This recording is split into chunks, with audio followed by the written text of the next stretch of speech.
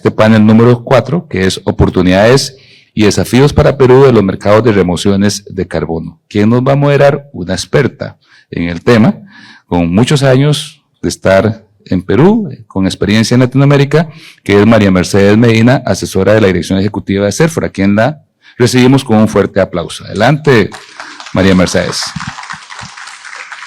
Siempre es un gusto. Adelante. Tenemos a otro profesional que se ha distinguido en todo este tema, con mucha experiencia, tanto en el sector público como en el sector privado. Diríamos que es un empresario, un emprendedor, y que nos va a dar mucha de su conocimiento en términos de lo que es carbono y remociones especialmente, y es el ingeniero Jorge Torres, quien es director ejecutivo de PASCAI. Adelante, Jorge, lo recibimos con un fuerte aplauso.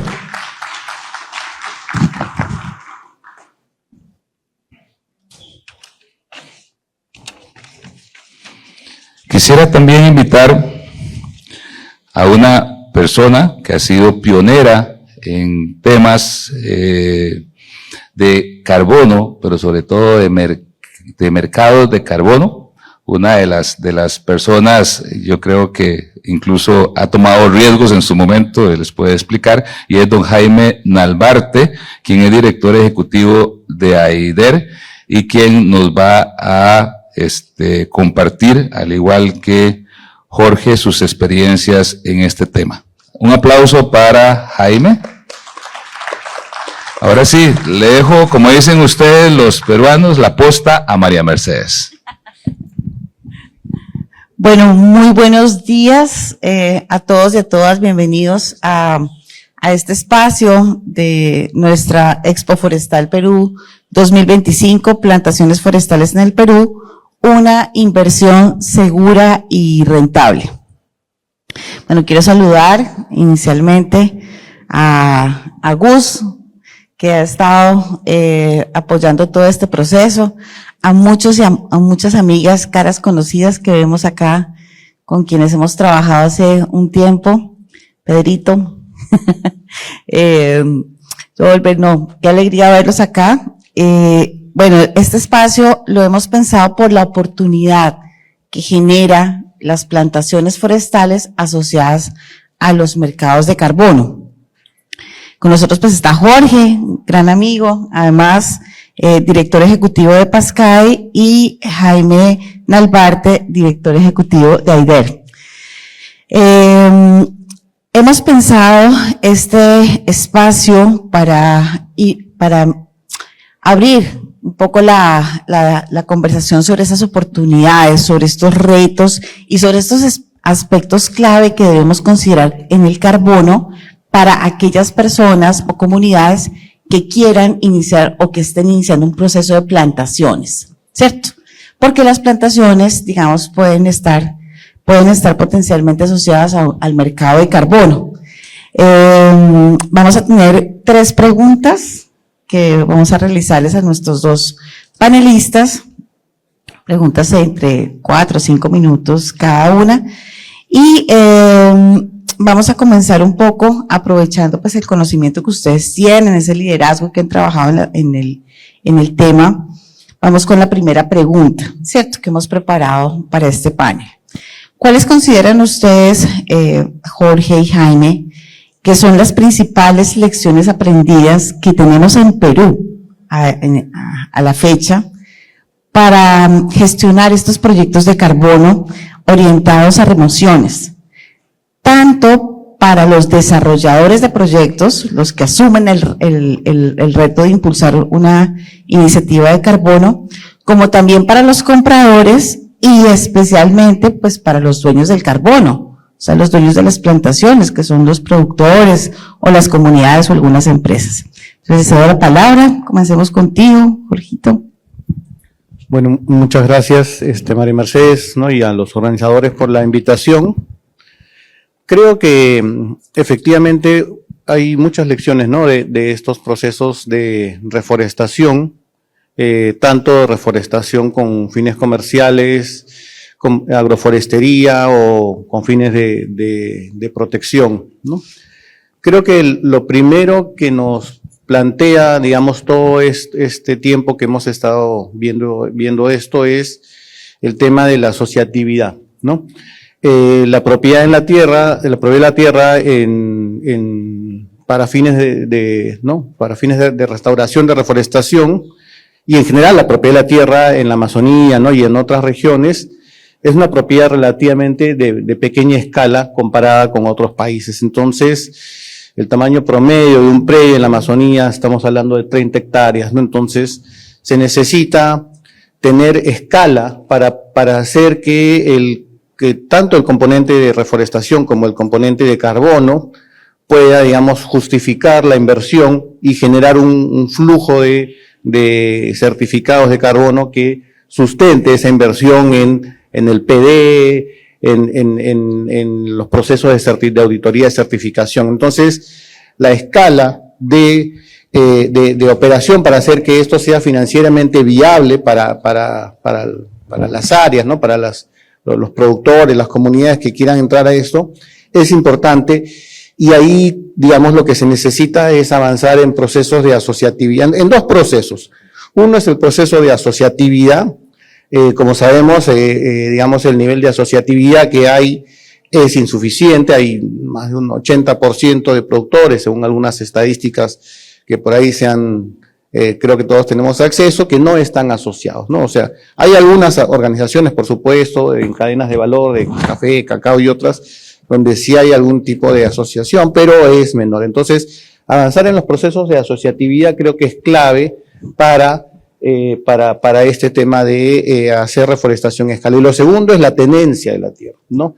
Estamos también en procesos de tenencia incompletos, ¿no? En algunos casos cuentan ya con títulos de propiedad, pero en otros casos cuentan todavía con constancias de posesión y no hay una figura clara. Ahora se están empezando a promover los CUSAS, pero en general no hay procesos completos de titulación de tierras, y eso hace que los derechos sobre el carbono no puedan tenerse, a pesar de que se puedan impulsar proyectos o iniciativas de reforestación. Entonces, yo creería, como lecciones aprendidas, luego vamos a profundizar más en otras preguntas, pero como lecciones aprendidas, para mí los dos grandes desafíos en estos temas es seguridad jurídica de la tierra, avanzar en los procesos de titulación para tener los derechos sobre el carbono, y avanzar en los procesos de asociatividad.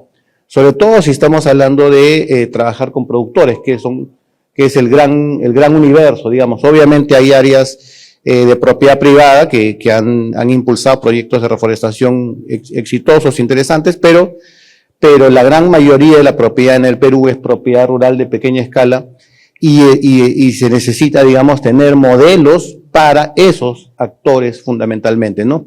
Ahí hay varias experiencias que hay que tomar, pero creo que hay que avanzar en ese aspecto. Y para avanzar en ese aspecto creo que es importante no desplazar a las instituciones y a los actores que han trabajado proyectos con ellos, así no sean proyectos de carbono, o sea, proyectos instituciones que hayan trabajado en el pasado, proyectos, no sé, de café, de cacao, de ganadería, de lo que fuera, pero que tienen una relación de confianza ganada con la gente.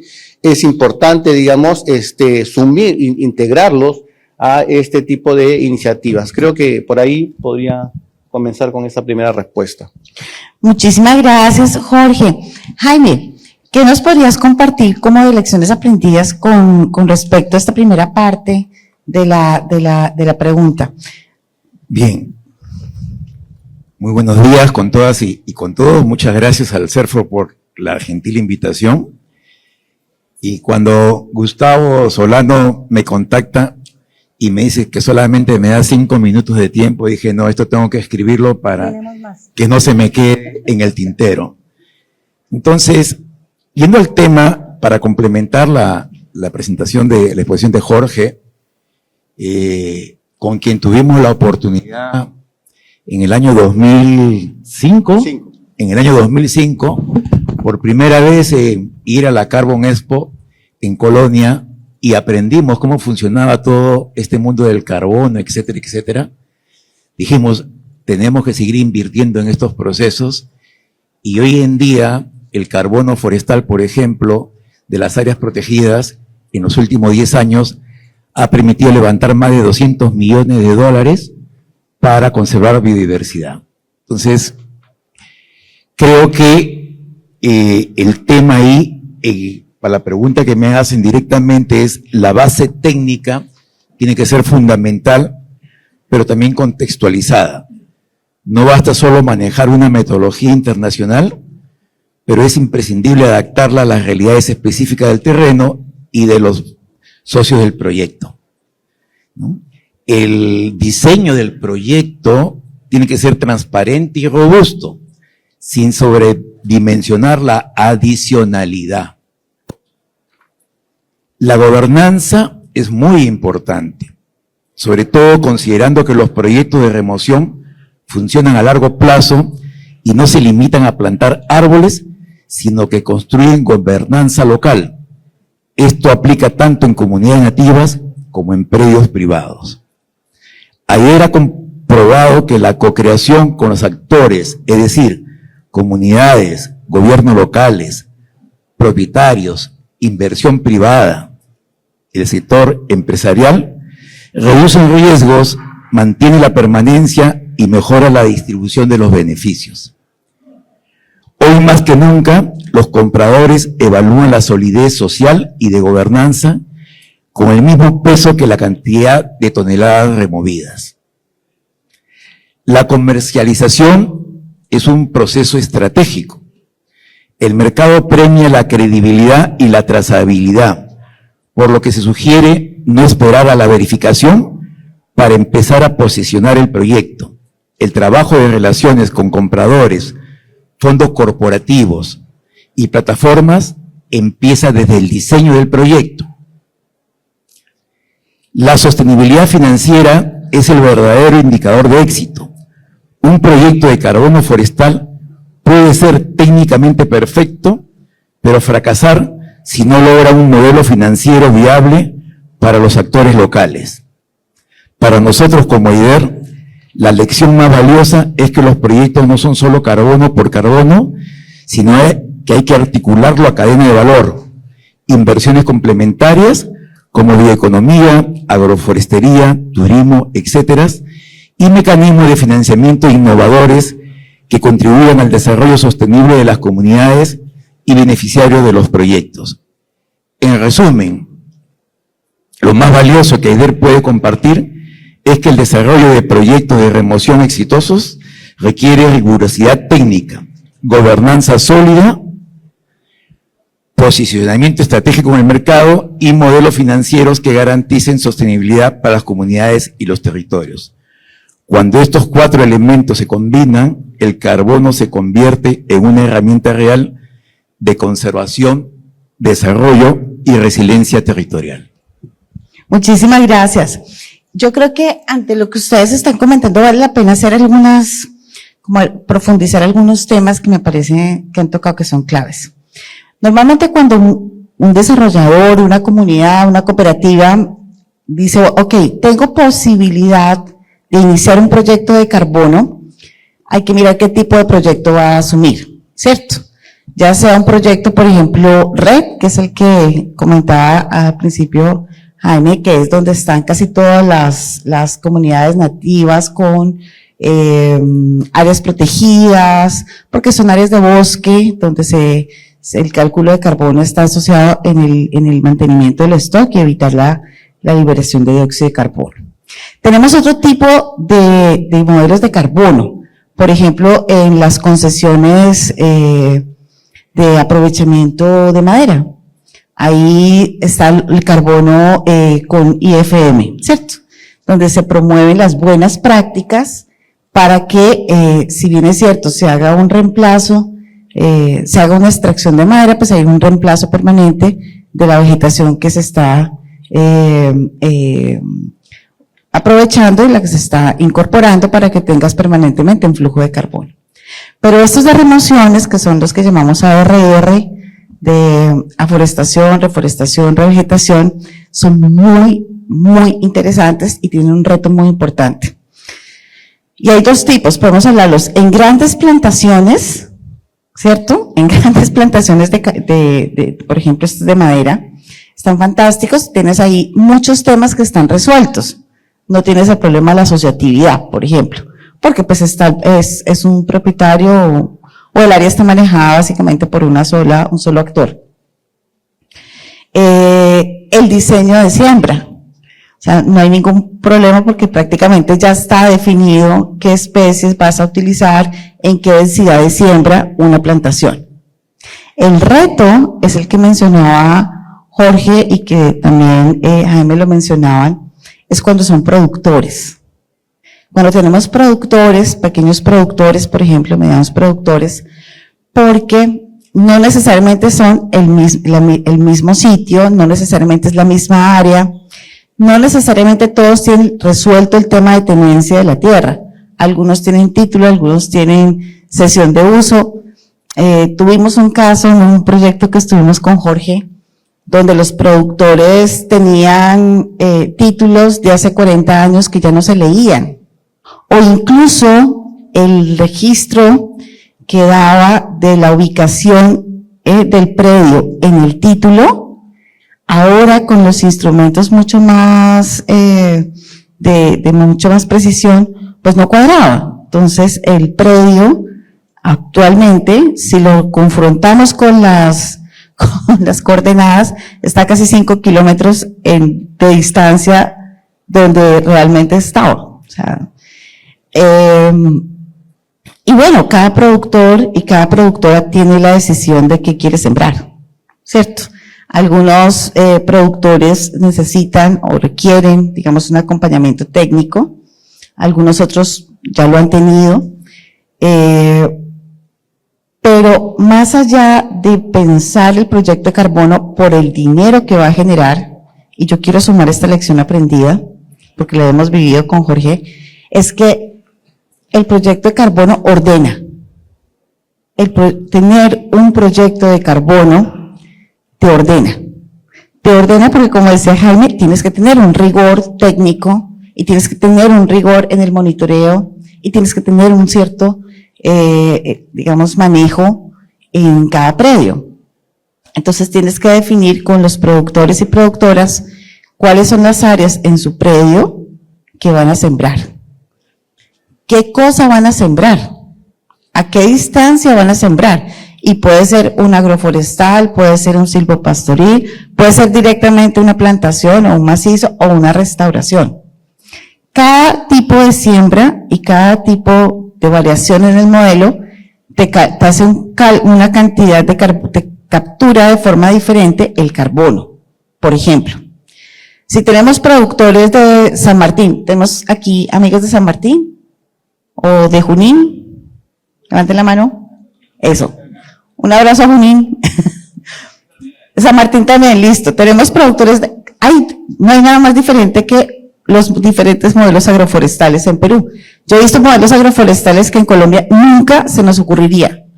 En San Martín tuvimos un modelo agroforestal de un productor que tenía aguajal, la Mauritia flexuosa, el aguajal con café. Entonces, cuando yo comenté en Colombia que teníamos un productor en Perú con un agroforestal de aguajal con café, pues me dijeron que eso era IA o que yo había visto mal. Otro planeta, si estábamos en una dimensión paralela.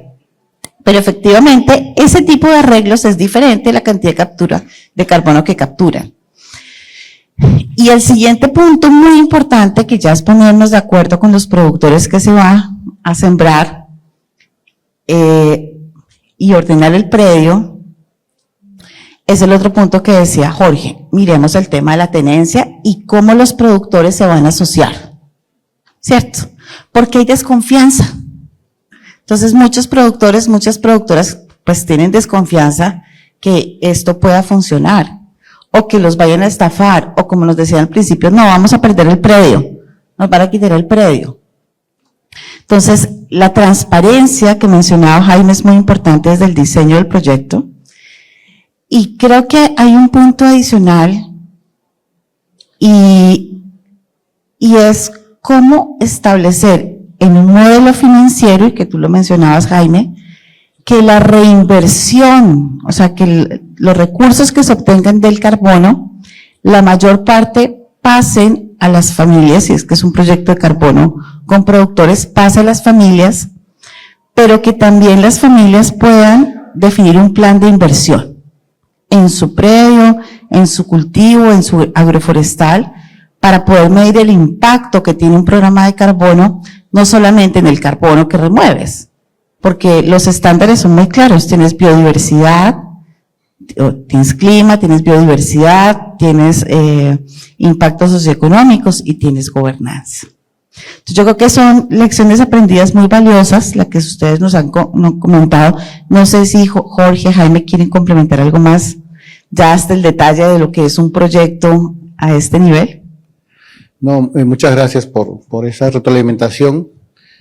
Creo que efectivamente hay dos puntos que quiero yo reaccionar a lo que ha dicho María Mercedes y Jaime. Primero que efectivamente, digamos, si uno va a veces con modelos fijos, ¿no? De plantaciones o sistemas agroforestales, a veces los productores no lo sienten suyo, ¿no? Y entonces a veces puede ser mejor respetar, obviamente con base técnica, las preferencias, con lo que se siente más cómodo la gente, aunque eso pueda complejizar quizás el monitoreo, pero que a la larga, digamos, hay una apropiación mayor, ¿no? Entonces creo que eso es importante, encontrar ese equilibrio, digamos, entre que el productor haga suyo el modelo, y, digamos, asumir que eso va a implicar una mayor estratificación, mayor monitoreo y, por lo tanto, un mayor costo en los procesos de auditoría. Y lo segundo es que, frente a esta situación donde el proceso de involucramiento, vía tenencia, o sea, vía tenencia, o vía también el simple hecho de ir ganando confianza, es progresivo, existen en los estándares esta figura de los proyectos agrupados. Y los proyectos agrupados es una buena idea de los estándares de carbono. Funciona para red, funciona para reforestación, porque tú puedes comenzar con un área X, no sé, con 50, con 100, con 80 productores, y progresivamente a lo largo del tiempo del proyecto puedes ir incluyendo nuevos que se vayan animando, ¿no? Que vayan viendo o que vayan completando su proceso de saneamiento de su propiedad, o que simplemente vayan integrándose a la organización por un tema de confianza, de ver cómo funciona en el predio subvecino. Entonces, esta figura de proyectos agrupados permite ir incluyendo nuevos sin necesidad de pasar nuevos procesos de validación. Simplemente se les añade, y en las siguientes auditorías de verificación pueden, se prestará atención a esas áreas. Entonces, creo que hay, frente a la problemática o a la realidad de países como los nuestros, hay alternativas metodológicas que es bueno conocer para no desanimarse, sino al contrario, para poder hacer un proyecto, para construir un proyecto, digamos, a paso lento pero seguro, ¿no? Eso. Muchísimas gracias, Jorge. Jaime. Sí, para serles honesto, yo me encuentro con sentimientos encontrados, valga la redundancia. Percibo a veces que se está carbonizando el sector forestal, y todo queremos verlo como carbono, ingresos, soles, dólares, pero se está perdiendo la esencia de lo que es el manejo del bosque, ¿no? Y el carbono es un complemento, es una adicionalidad al flujo de caja del bosque, ¿no? He escuchado también como alternativa plantaciones monocultivos, ¿no? El día de hoy, el día de ayer me comentan también algo similar, y ¿eso es lo que queremos realmente como país? ¿No? Y esa es una pregunta que tiene que responderla el CERFOR, ¿no? Pero sí, el CERFOR, la autoridad forestal, tiene que generar incentivos al sector forestal. Si no hay política de incentivo, no vamos a avanzar. Es una lástima, muchas experiencias que se han iniciado en tema de plantaciones forestales en la Amazonía peruana no han podido ser exitosas. Y hemos visto que se ha generado expectativa con comunidades nativas, con productores. A veces hemos querido ir a imponer paquetes tecnológicos, u otras veces caemos en el otro exceso, en el otro extremo, de hacer todo lo que la comunidad quiere o el productor quiere, y tampoco es así. ¿No? Es un tema técnico, político y económico. Nosotros muchas veces hemos dicho a comunidades nativas, a productores que se acercan, tenemos X hectáreas para hacer trabajos, ¿y qué hacemos? Primero vemos la viabilidad, y le hacemos el PIN, el estudio de prefactibilidad. Y si eso no es rentable, no sale en azul, le decimos, lamentablemente, tus condiciones no se dan. Y eso a veces nos cuesta decirle a alguien, no, pues ese proyecto va a fracasar porque no tiene lo que tú estás diciendo o lo que tú quisieras. Y eso también porque se sataniza muchas veces y se van y se generan expectativas, falsas expectativas, en comunidades nativas, en comunidades campesinas, para estos tipos de procesos. Y hoy en día, a veces también nosotros queremos decidir la comunidad qué tiene que hacer con ese dinero. Oigan, ¿acaso la comunidad nos pregunta a nosotros qué hacemos con nuestros ingresos mensuales? ¿No? Y yo le digo esto porque es una realidad. Desde el año 2000 empezamos a trabajar con comunidades nativas y hoy en día estas comunidades ya tienen sus cuentas de ahorro por sus ingresos que le está generando el carbono forestal. Y ellos lógicamente han ido avanzando en su proceso de gobernanza, que no es sencillo, no es nada fácil, es súper retador, y hoy en día que hay internet en todas las comunidades que trabajamos nosotros, lo cual es súper bueno, porque están informadas. Pero a su vez también es todo un reto, porque generan otro tipo de vicios en las comunidades, pero son ellos los que tienen que tomar su decisión y su acción. Entonces, sí es viable el manejo del bosque, el carbón es un complemento, una adicionalidad. Comunidad Nativa de Infierno, por ejemplo, ha recibido cerca de $2 millones porque maneja sus bosques, ¿no? Y eso es una realidad. Y eso se puede evidenciar fácilmente en Verra. Entran ustedes a la página de Verra y ven qué proyectos hay en el Perú de este tipo, de esta naturaleza. Y van a ver y van a poder sacar sus cuentas por los resultados que se evidencian. Perfecto, Jaime, muchísimas gracias. Vamos con la segunda pregunta de 3, que ha sido súper interesante lo que han comentado los panelistas. Y es básicamente mirando cómo se ha venido desarrollando la dinámica del mercado del carbono, específicamente AFOLU, ARR, que es el objetivo de este panel, aquí en Perú y a nivel global. Y pensando en Perú como un potencial líder a nivel global en ARR, ¿ustedes consideran que es posible que Perú pueda lograr ese liderazgo en mercados de carbono de remociones a nivel global, al menos pensando en la próxima década? Y para que eso sucediera, ¿qué se necesitaría? Jorgito, ¿qué puedes compartirnos al respecto? Gracias. Bueno, Perú tiene varios aspectos favorables para aprovechar los mercados de carbono, ¿no? Para empezar, tiene un marco legal forestal que claramente otorga los derechos sobre los servicios ecosistémicos a los titulares de títulos habilitantes forestales. Parece natural, pero si uno va a Ecuador, no tienen eso. Si uno va a Bolivia, lo están teniendo recién. Entonces, hay un marco legal favorable al desarrollo de este proyecto y eso hace que el Perú sea uno de los más importantes países en términos de participación en los mercados de carbono forestal. Yo en algunas otras exposiciones que he hecho he presentado gráficas de estudios de la Universidad de Berkeley y otros donde muestran ese posicionamiento de Perú. Principalmente proyectos red. En Perú hay varios proyectos red, ¿no? Haider dirige varios de estos. Y hay otros más, ¿no? Tanto en áreas protegidas como en concesiones forestales y todavía muy poco en comunidades nativas. Creo que los únicos son los que tiene Haider, es pionero en ese tema.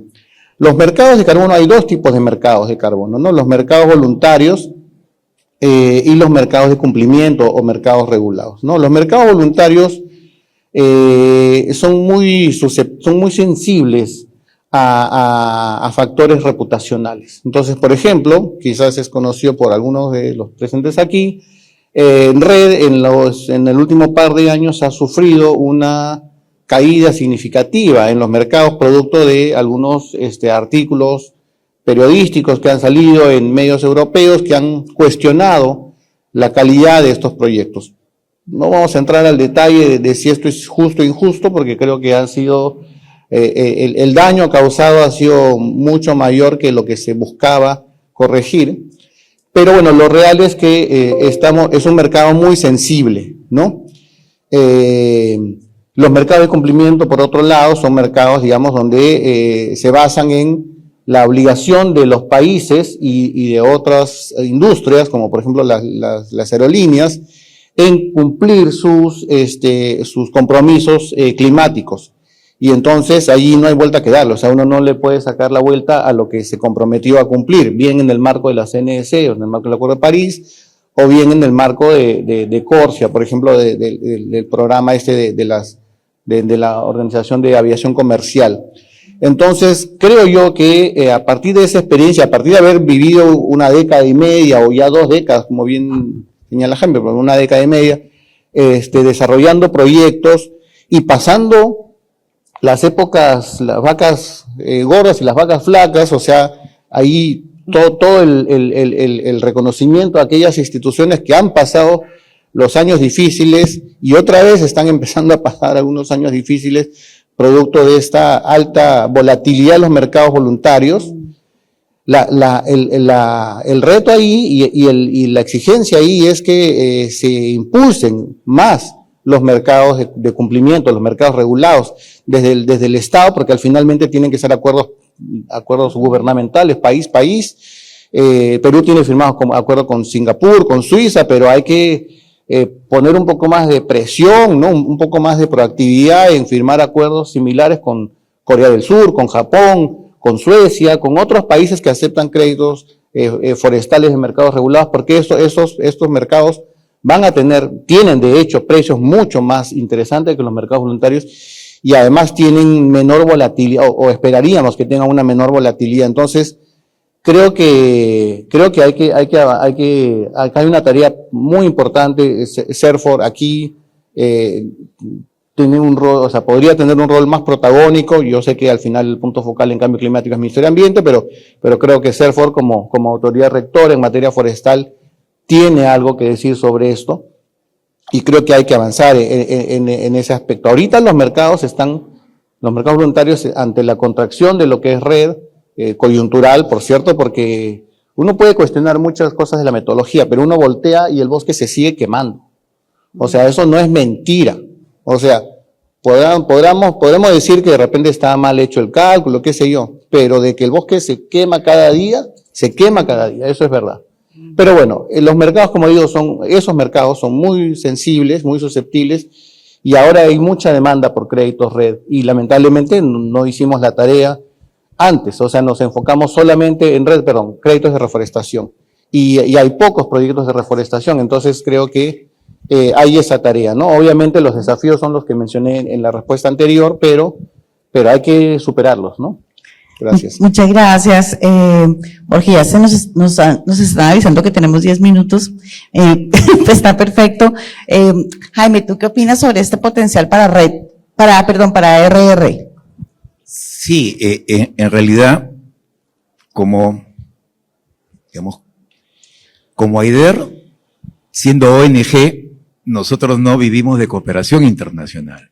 Vivimos ahora de estos proyectos que se hacen mención, y es bueno que se sepa que nos dan un dinero a cuenta de algo que todavía no existe, que se va a producir, que se llama el carbono.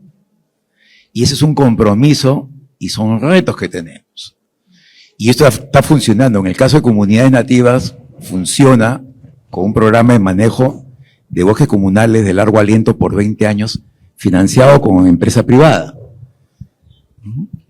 Pero aquí complementando lo que menciona Jorge, yo quería la parte técnica. Los proyectos de plantaciones, realmente los flujos de caja todavía salen negativos. Y en el Perú son muy onerosos. Estamos tratando de analizar qué ha pasado con varias experiencias de esta envergadura, y es una pena lo que se ha venido dando en el país. Pero tenemos que buscar un modelo que realmente sea atractivo, y ese es el reto de los profesionales, de los técnicos, cómo poner en azul el proyecto de plantaciones forestales. El tema del carbono tiene que servir para el flujo de caja, insisto, pero no tiene que ser el objetivo, no es el producto final de la plantación. El producto final de la plantación tiene que ser la madera y los servicios ecosistémicos como un complemento, como una adicionalidad. Y eso es lo que yo les invoco a ustedes, a que no perdamos esas perspectivas. Si no, vamos a caer en carbonizar nuestros bosques, y eso no queremos, ¿no? Entonces yo creo que esa es una invocación que les hago a los decisores políticos, a los inversionistas, y sobre todo nosotros los técnicos. Y aquí aprovecho para invitarlos al 9º Congreso Forestal Latinoamericano, que va a darse inicio el próximo miércoles en la Universidad Agraria de La Molina, porque se van a contar experiencias, ¿no?, de lo bueno, lo malo y todo lo que hemos venido pasando en Latinoamérica con estos procesos y estos proyectos. Muchísimas gracias, Jaime. Efectivamente, ayer en la inauguración nuestro director ejecutivo decía, de estos 11 millones de hectáreas que se han identificado, que logremos plantar 4 millones, podría tener un potencial, aparte del impacto económico por la madera y por los servicios ecosistémicos, un impacto potencialmente podría calcularse hasta una remoción de millones de toneladas de carbono que podrían incluso en algún momento hacer parte de un mecanismo de carbono.